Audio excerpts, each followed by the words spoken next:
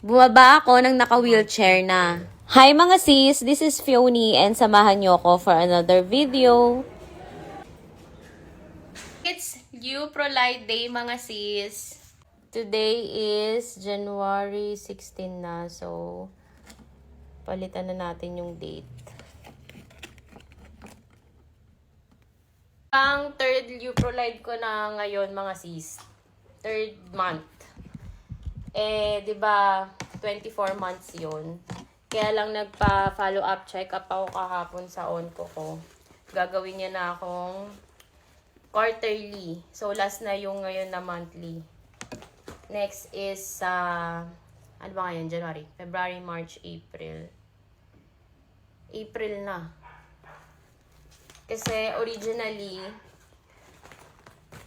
quarterly naman talaga yung injection ko. Kaya lang, dahil yung gamot na nakuha ko is pang monthly.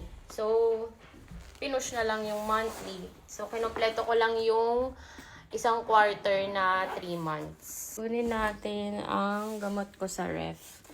So, yan. Dito ko lang nilalagay sa pinakababa ng ref namin. This is my outfit today, mga sis. Nag-sleeveless na ako para easy access na lang mamaya sa injection. Ang lapit nga lang namin sa hospital, kaya saglit lang ang biyahe namin. Dito lang kami nagpa-park sa harap ng main building kasi may PWD ID naman ako at e-bike ang gamit namin. Dumiretso na ako sa registration for queuing. Meron silang parang kiosk dito mga sis na ikaw na ang magpipindot kung anong transactions ang gagawin mo. Meeting ba yun? Nakalimutan ko ah.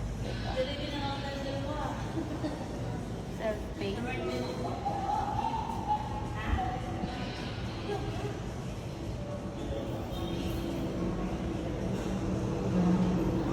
Nakalimutan ko kung admitting or self-pay yun. So, nakalimutan ko pa nga mga sis kung anong dapat kong piliin. Iba na talaga mga sis kapag ka-on maintenance, makakalimutin na. Maaga pa naman kaya konti lang ang tao at na-accommodate agad ako. Hindi, tapos na po. Ano na lang siya? Maintenance. Ito po. I-inject lang siya. Ang third month ko na nga dito din ako nagpa-inject last month.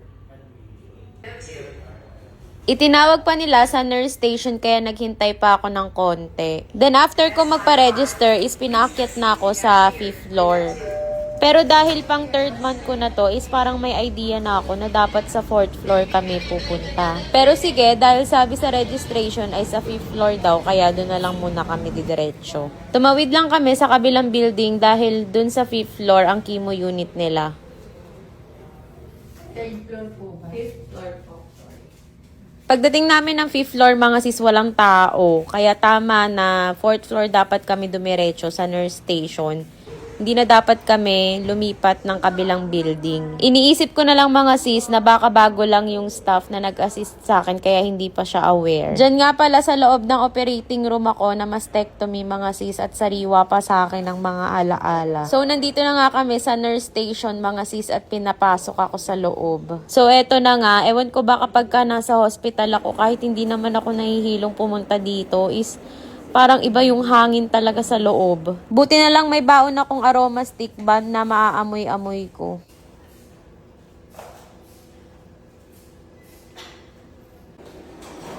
Natimpla na ang gamot mga sis at mag-i-start na si nurse na mag-inject.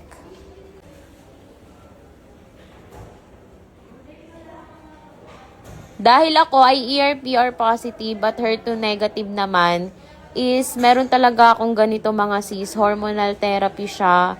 Kasabay siya ng daily maintenance ko pero ito ay monthly or quarterly ginagawa for 2 years lang. Hindi naman may iwasan mga sis na hanggang ngayon, pag may mga ganitong bagay is nakakakaba pa din pero nagbi-breathing exercise na lang ako. Inhale, exhale, ganun. After ngang ma-inject mga sisis, naramdaman ko na parang bumigat yung braso ko, tapos nanghina yung tuhod ko. Ewan ko ba, baka dala na rin sa nervyos, pero hindi naman ako kinakabahan. Tapos nag-flashback sa akin yung chemo days mga sis na, grabe, ayoko nang ulitin yun. Alam nyo ba na every cycle ng chemo is lantang gulay talaga ako. Kaya nga ang iniisip ko na lang is na kaya ko nga yung chemo, yung operation, yung radiation.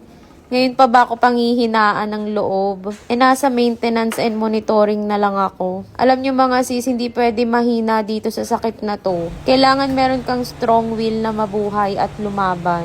Kasi hindi talaga biro yung pinagdadaanan natin mga sis. Walang madali sa sakit na to kahit ano pang breast panel ka. Pare-parehas lang tayong nagtitreatment at nagtitherapy. So ayun na nga mga sis, sinakay na ako sa wheelchair. Although protocol naman nila to, pero ayun nga, pumayag na rin ako ng magpa-wheelchair kasi medyo nahihilo ako. Tapos naghahanap ako ng open air mga sis, yung hangin na mula sa labas. In fairness, dito kay Kuya, in-escortan talaga kami hanggang sa registration. Huwag kang mag-alala kuya, magbabayad naman kami, joke lang. So, ayun na nga mga sis, todo singhot nga ako dyan. At nagpalabas na ako sa registration sa may tabi ng pintuan para may hangin. Dito ko na lang hihintayin si Christian.